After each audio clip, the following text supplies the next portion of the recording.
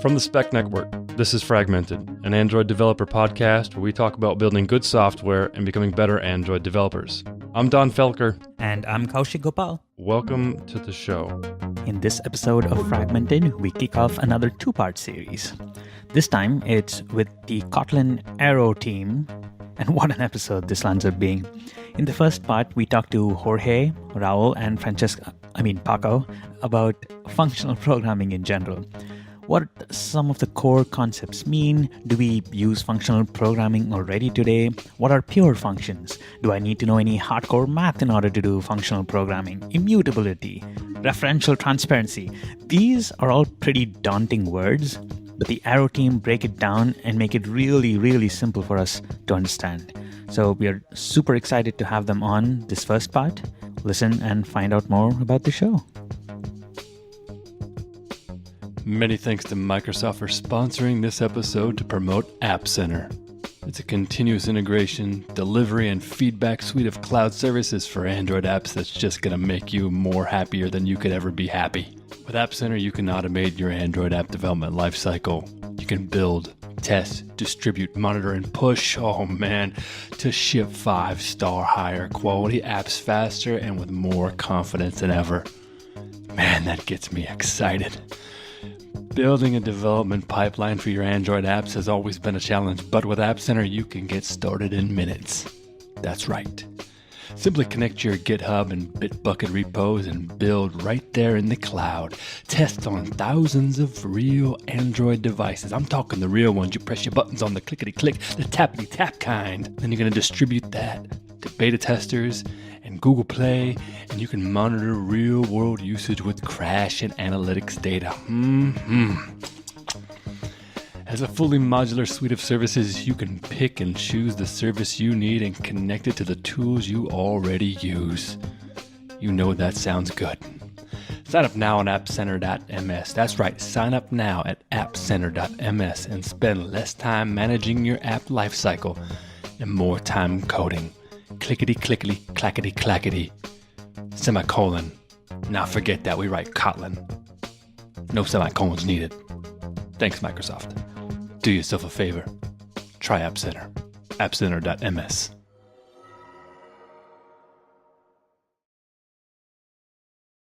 Kaushik, how have you been? I have been good. How have you been? I've been very well. Just hanging in there. There's so much stuff to learn nowadays that it's hard to keep track of what to look at next, you know? Oh, really? What's been on your mind recently? I've just been taking a look at a lot of functional programming stuff. I feel like every couple of years I kind of start diving into it a little bit, and then I get confused, and then I abandon it, and I kind of return back again in a couple of years. Do you spend much time with functional stuff at all? I do. I mean, since the day I've been very interested in Rx Java, and I've done some stuff there. So because of that, I've been interested in the concept. But I guess the idea is, for the longest time, it was more as a curiosity. I was never sure why I was doing functional programming. But I think it's slowly starting to make a little sense. So I think, we're ready to take it to the next level. Definitely. Well, I think today is a good chance that we can do that because we have the Kotlin Arrow team, which is responsible for the Kotlin Arrow project here on the show. So without any further ado, I'd like to welcome Paco, Raul, and Jorge to the show. Welcome to the show, guys. Welcome. Hey, how is it? Hello. We have to preface this by saying this is the first time we have so many people on call, so we are extremely excited, but this is also a little adventurous for us. So we have to do a shout out to Mario Arias. He's been also working on Arrow team. But basically, he had to drop out of the call because it was too many people. Well, he's here in spirit. Thank you, Mario. So before we get going into some functional programming topics, and I know that Kaushik and I have a ton of questions for you folks, if we could get a little bit of background, we'll do a little bit of a roundtable here to see kind of your background, how you guys met, how you got together in the project. And let's just first start off with you, Paco. Name, kind of where what you do, how you got into functional programming, etc. So my name is Paco Estevez. I'm a Spanish developer. And basically, I started doing Android for a long, long while. I also got into Rx Java, and my curiosity went into what is the things that are happening behind the scenes, what is the technical bit, and through that I went into the wonderful world of functional programming. So I started doing a lot of that. Fantastic. Raul, let's go with you next. Hi, well, I'm Raúl Raja. I'm a CTO at 47 Degrees. It's a company that we do consulting and we do mostly functional programming. So I've been doing this for a while. And originally we were doing also mobile for Android and iOS. And now we're getting back into that. So now that we're adopting also Kotlin, we got started doing Arrow and all this great stuff. So. Cool, welcome. And let's go with you, Jorge. All right, so hello everyone. My name is Jorge Castillo. I'm also a Spanish developer like Paco and Raul. I'm part of the Arrow maintainers and also been part of the development of some parts of the library. And I work mainly as a full-time remote engineer, and I can say now that I will start working for 47 Degrees in less than 1 month. Oh, wow. Yay. Congratulations. Congratulations. That was news, yeah. That's awesome. Congratulations. So folks, one of the reasons why we wanted to bring you on the show is because in the area around functional programming, especially around the JVM and Kotlin, which are very popular right now, given the interaction with Android, there's a library that you folks are responsible for and your team's responsible for, and that's Arrow Kotlin, or Arrow KT, and that's, from what I understand, it's a functional companion to Kotlin's standard library. And we kind of want to dive into that, of how Arrow helps with functional programming concepts. But before we really dove into that, we kind of want to just ask a few basic questions, because there's a lot of listeners that are listening to this that are used to writing pure procedural code that are not familiar with functional programming concepts. And so I kind of want to start off with some of the basics. Like, for example, like, what is functional programming and why should like the day-to-day developer care? And if you can kind of give us the example of, of someone who's never used it before, and like I said, they're maybe a procedural developer, what would you tell them so they can kind of wrap their head around functional programming? And feel free, anybody, to take the question. I think I can help you with that. So if you're a procedural developer, you're basically writing everything in functions, and you're in charge of modifying some shared state. The main difference with functional programming is that you're carrying the state when you're moving between the functions. So at the core level is programming with functions in a way that you don't modify some kind of shared global state. That's like the simplest form of functional programming. From those concepts, you can start building on. And I think like Raul or Jorge can help me evolve this a little bit. Yeah, I think it's also important to note that by history, as mobile developers, we've been probably used to do object-oriented programming, and we have been trying to put all our logics inside classes, and that's kind of the mindset we have.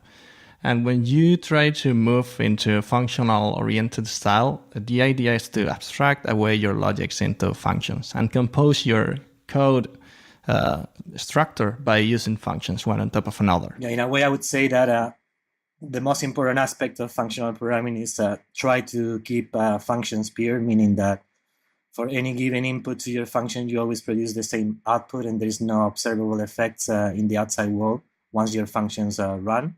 And that principle allows you to reason about your program, apply substitution, and it gives properties to the definition of the functions, which I like them to be better testable and many other things. So that's kind of like the key aspect of it. And then from there, you can take it and make it, more geared towards mathematics or oriented towards abstractions. And that's where Arrow helps. But basically, there's a lot of people today doing a lot of functional programming while they don't call it that. That's a really cool idea. But before we even get into that, there are some things that I want to draw out that I thought were very interesting that you folks said.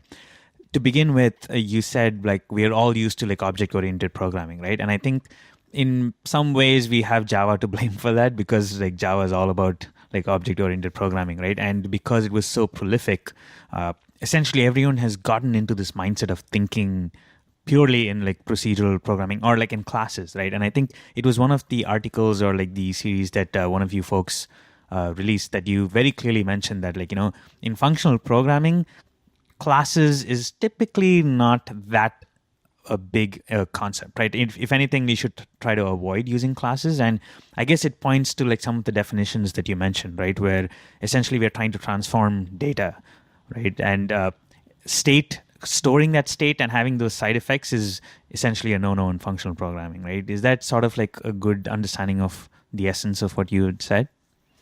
Yeah. So one of the main ideas is that you still want to use classes. Classes as a concept is really powerful.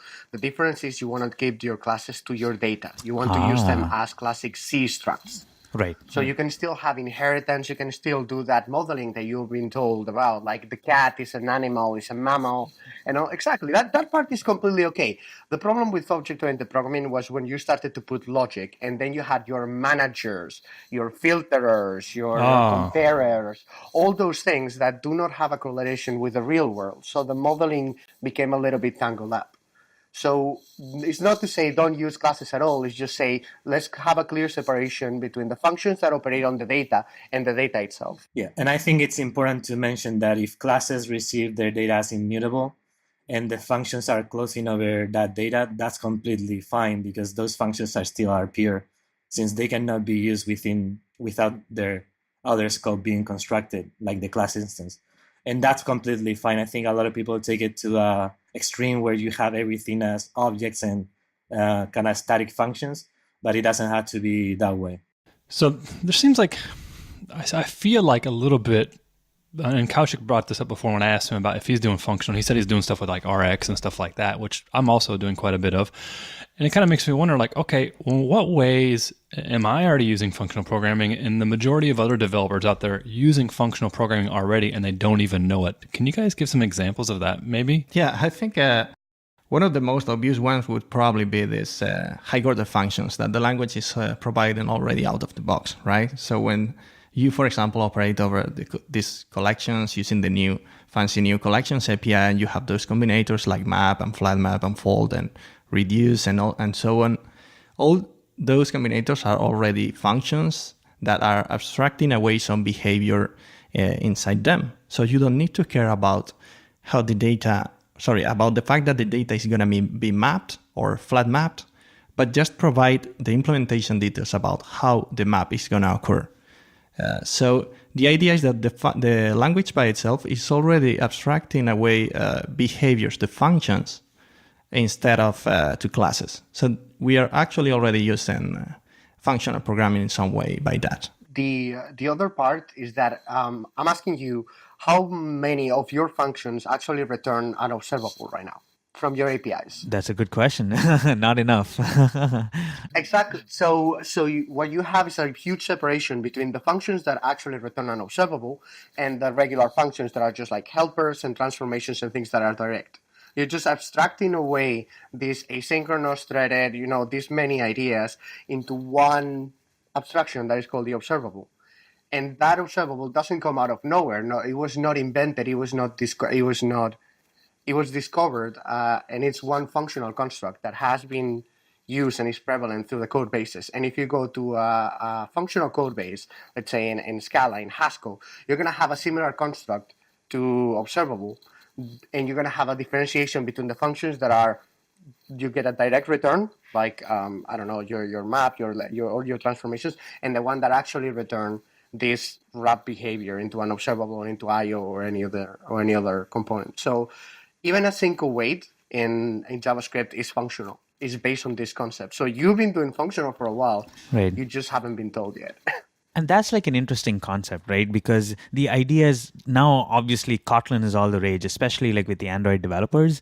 So everyone thinks that, Kotlin is a functional language. Now with Kotlin, we can do functional programming. But really what I'm gleaning from what you folks are saying is we could always be doing functional programming, right? Like even with Java, you can do functional programming. That's correct. It doesn't necessarily make it that easy or pleasant to the eyes, especially since like many of us Android developers didn't get like Lambdas for a long time, which is no longer the case. But even so, Kotlin has made it that much more easier. But that doesn't necessarily mean you can't adopt these approaches like even before, right? That's correct. I think in the case of Java, like the limitations in the past were lack of generics and some of the more advanced features, but as the language is progressing and they're introducing lambdas, generics and all of these, a lot of functional programming is possible in Java as well. And then there's tons of libraries out there like Derive4j that take it even to an extreme where they provide some of the more hardcore abstractions even in Java. So yes, you can do functional programming in Java, and as you said, it's not pretty.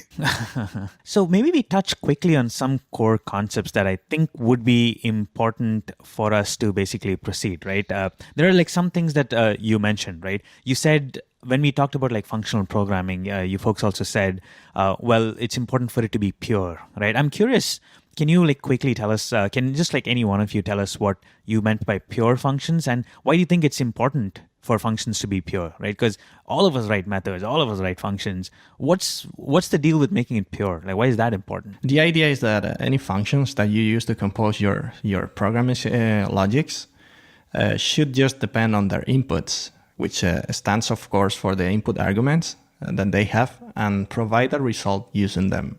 So the idea is that those functions shouldn't really try to access anything from the external scope, from any external world, we could say.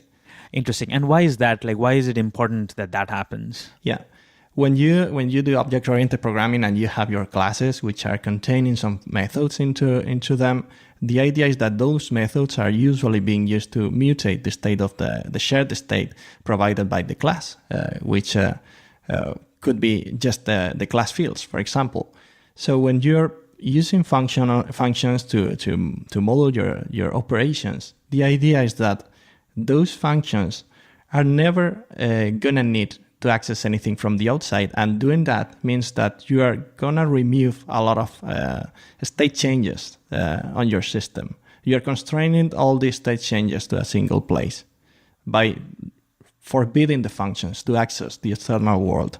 Additionally, like if you were doing something like a network operation or any kind of I/O that would be considered impure, that's still okay in functional programming. But the difference is that when you have impure operations, they need to be encapsulated in some kind of data type that is able to encapsulate those effects. And that can be observable or defer from Kotlin coroutines if it's delayed and not eager, or in the case of I/O. So that delay of effects allow you to invoke your function. Nothing will happen until the data type actually you tell it to run. And that makes the function pure and predictable and composable and substitutable in the entire system. So in functional programming, what we do is like try to push all of those effects to an edge. So describe the application as pure as possible, and then have a single point where we say run. And that takes care of the entire program composition. Fantastic. I love that point, because a very common thing that people like usually say with Rx Java, right? Like where observables are like, the most important construct is like, oh, like it's functional programming and like, oh, it does like it follows the same stuff as like functional programming. And some purists usually say, oh no, but observables have state, right? But I like the point that you mentioned that like, yeah, even though it does have state, in some ways it's wrapped, right? Like that state is kept safe Exactly. in a way where you're not allowed to necessarily meddle with it, at least in the most normal use cases. So this kind of makes me think of some of the concepts that we've talked about previously here on the show, and one of those is immutability. And the reason why I'm thinking about immutability is because we're saying how a function must be pure, or depending upon its arguments. We shouldn't be depending upon state. So that kind of makes me feel like I shouldn't be changing my objects. And so does immutability fit into functional programming concepts at all? And if so, how do I use immutability in kind of a functional programming way? The idea with immutability, it's about reasoning again. So when you have these pure functions, right, and the pure functions have an input and an output, and that has to be deterministic.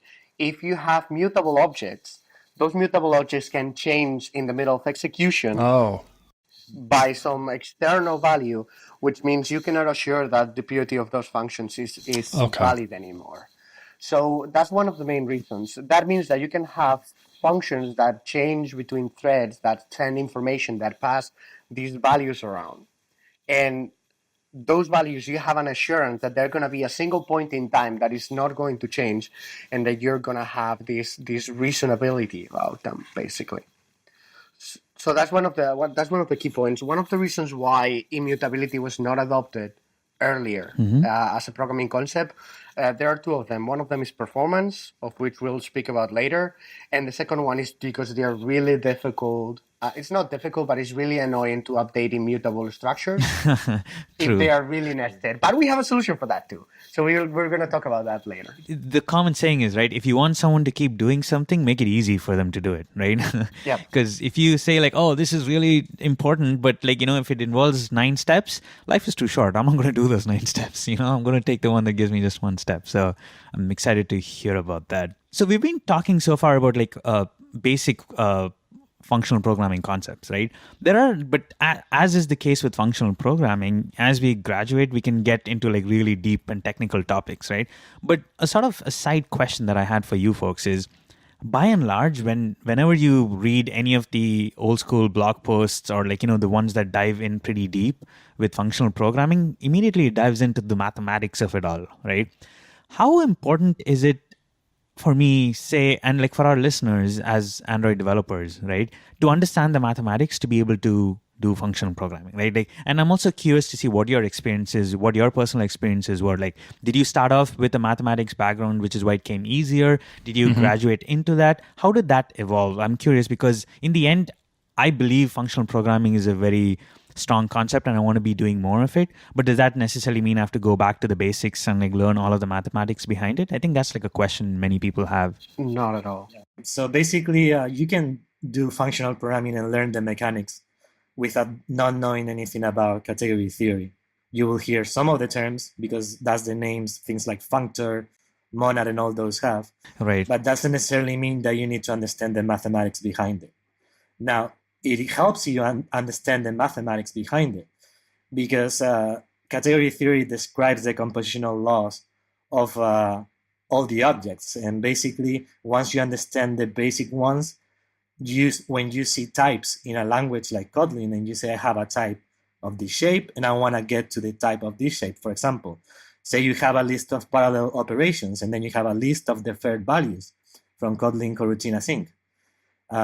But you don't want a list of parallel computations. You want a future or a promise or a deferred value that has a list of values, meaning the join results non-blocking once they all complete.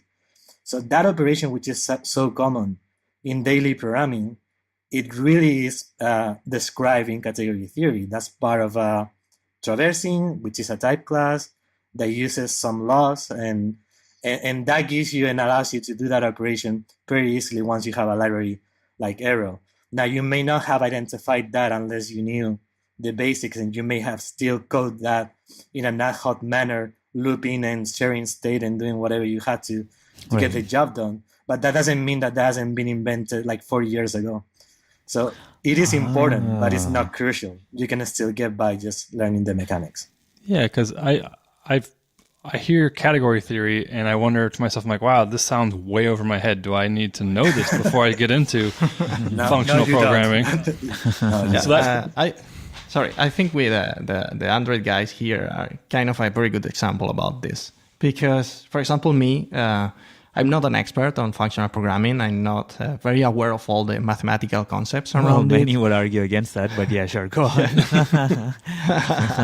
No, but really, I've just started learning about all this since not long ago. But the overall idea to me became clear just by trying Arrow and working on it and asking Raul and Paco and all these people. So in the end, you can definitely understand the main goals of the library, how it works, what is it providing to you, and how you can approach to your daily problems by using Arrow and functional programming.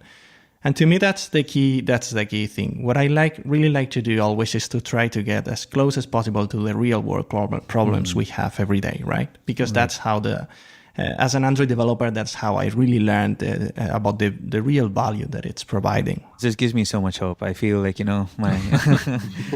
there's hope for me. So can we also maybe touch on like some other few concepts before we dive in? Yeah. There's this one concept that I thought, like, because we have our guests and this is my opportunity to get all my doubts cleared, I'm gonna like throw in some things. There's this concept that came in called referential transparency, right? Mm-hmm. Can one of you maybe like quickly tell us, like, because I imagine that's very similar to something that we're already doing, but it is a fancy sounding term. So could you maybe like one of you break it down as to what you mean by referential transparency? Yeah, I would like to answer to this very rapidly. It's to me, referential transparency is a concept about readability of the functions. So the idea is that you're able to tell what the function is asking for and what is it going to return just by reading its declaration. So the reference of the function is being transparent. Yes, and that also empowers you to basically, if you have those two functions and then they were evaluated, they produce a value. If you can substitute all references of those functions in your program with the value they produced, then they're referentially transparent. If you invoke them and they produce different values or they change the state, then they're not referentially transparent. So when something is referentially transparent and the compiler, for example, knows about it, which is not the case in Kotlin, but in other languages, you could know about them. You know that once this function has been evaluated, the value can be substituted elsewhere.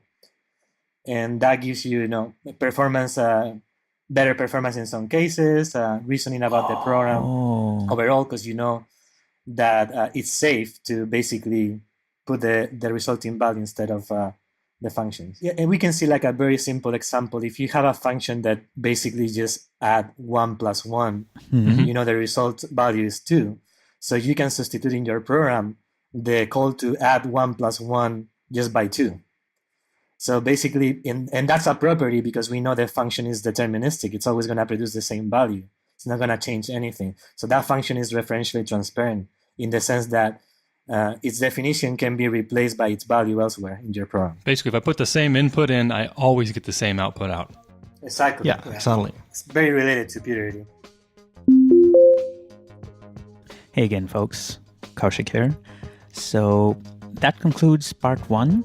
In part 2, we actually dive into the specifics of the Arrow library, and that's where things get really interesting. We talk to the team about how Arrow helps with these concepts that we've discussed specifically and how it helps us take functional programming to a whole new level. Why do you even need Arrow? What does Arrow come in? What is the history of how this library was created by the crew here? So stay tuned and you will find out more. Hey, I'm back. Let me ask you a question. Do you want to automatically build, test, and release your Android apps? If so, then you gotta try App Center.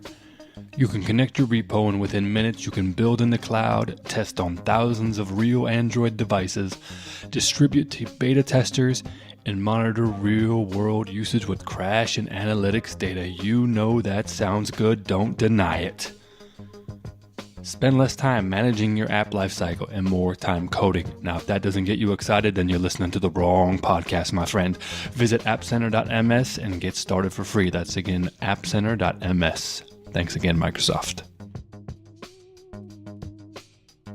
That's it for the show, folks. Fragmented is hosted by Don Felker and me, Kaushik Gopal. We edit and produce all the episodes here on Fragmented. Sarah the Amazing Jackson from the Spec Network helps with production assistance and wraps our final mix. Our theme and ad music is by the national recording artist Blueprint from Weightless Recordings. You can find more Fragmented episodes at fragmentedpodcast.com. Thanks for listening, and we will catch you in the next episode.